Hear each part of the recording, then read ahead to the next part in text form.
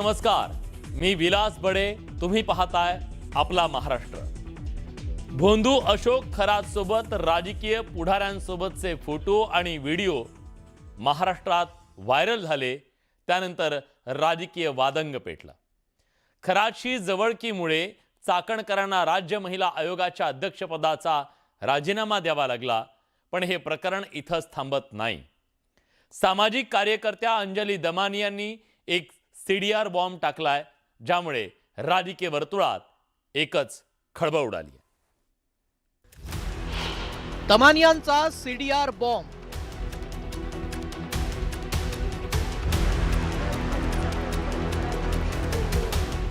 खरात आणि चाकणकरांमध्ये 177 कॉल्स.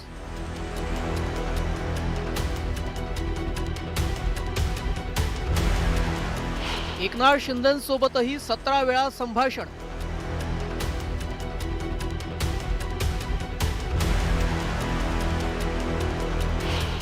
खरात सोबत नेमकी काय चर्चा?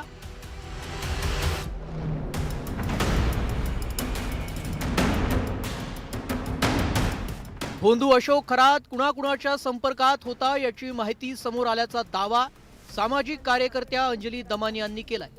त्यामध्ये बड्या नेत्यांची नावं असल्याचा गौप्यस्फोट दमानी यांनी केलाय. खरात सोबत अनेक राजकीय नेत्यांशी उडबस होती. त्यातील काही राजकीय नेत्यांचा आणि खरातचा फोनवरून संवादही होता, असा दावा अंजली दमानी यांनी केलाय. खरात सोबत असलेल्या संबंधामुळे राज्य महिला आयोग अध्यक्षपद आणि राष्ट्रवादी महिला प्रदेशाध्यक्ष पदाचा राजीनामा द्यावा लागलेल्या रुपाली चाकणकर आणि अशोक खरातमध्ये 177 कॉल्स झाल्याचं समोर आलंय. यातील 119 इनकमिंग तर 58 आउटगोईंग कॉल असल्याचा दावा दमानी यांनी केलाय. यातील 6 मे 2025 ला खरात आणि चाकणकरांमध्ये तब्बल 22 मिनिटं संभाषण झालंय. तर प्रतिभा चाकणकर आणि खरातमध्ये 236 कॉल्स झालेत. या प्रकरणी रुपाली चाकणकरांची चौकशी होण्याची मागणी दमानी यांनी केली आहे. 33,727 सेकंड या रुपाली चाकणकर खरातांशी बोलल्या होत्या. तर मला तेच वाटतंय की आत्ताच्या घटकेला यांना अटक होऊन यांची पूर्ण चौकशी, पहिलं तर यांच्यावर FIR झाला पाहिजे, यांना अटक झाली पाहिजे आणि यांच्यावर चौकशीनंतर कारवाई झाली पाहिजे. कारण इतका वेळ कोणी कुठल्याही गुरुशी कधीही बोलत नाही. 177 कॉल आणि 33,727 सेकंड जर ही व्यक्ती बोलत असेल तर ती काय बोलत होती याची चौकशी डेफिनेटली झाली पाहिजे. राज्याचे उपमुख्यमंत्री एकनाथ शिंदे आणि अशोक खरातमध्ये मोबाईलवरून संभाषण होत असल्याचा दावा दमानी यांनी केलाय. उपमुख्यमंत्री एकनाथ शिंदे आणि खरातमध्ये 17 कॉल्स झाले होते. यात 10 इनकमिंग तर 7 आउटगोईंग कॉल्सचा समावेश आहे. यातील 17 एप्रिल 2025 मधील एक कॉल तर तब्बल 21 मिनिटांचा होता. याच मोबाईल संभाषणावरून अंजली दमानी यांनी सवालांच्या फैरी टाकल्या.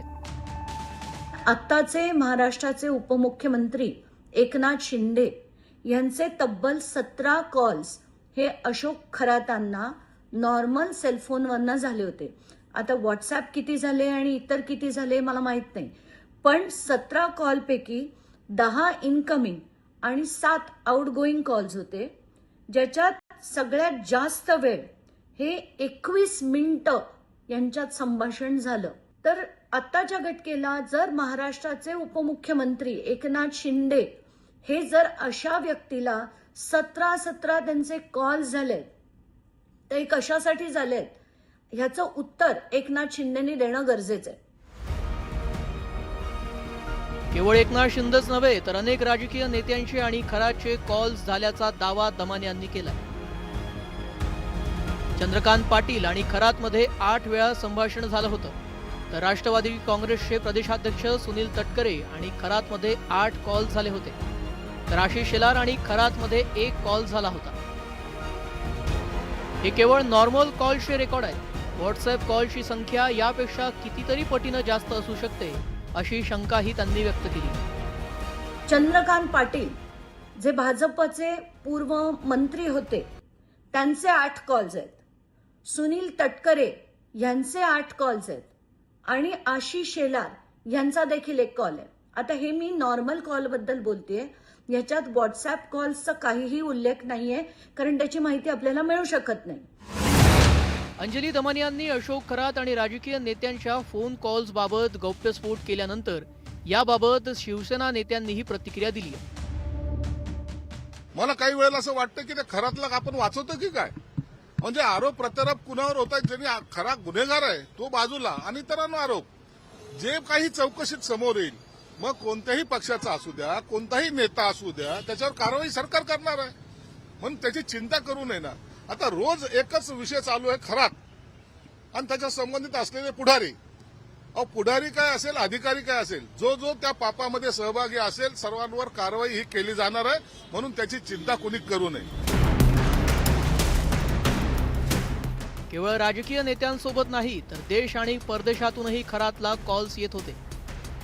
खरातला Qatar, UAE, Australia, US Virgin Island, ओमानमधून फोन आल्याचा दावाही दमानियांनी केलाय.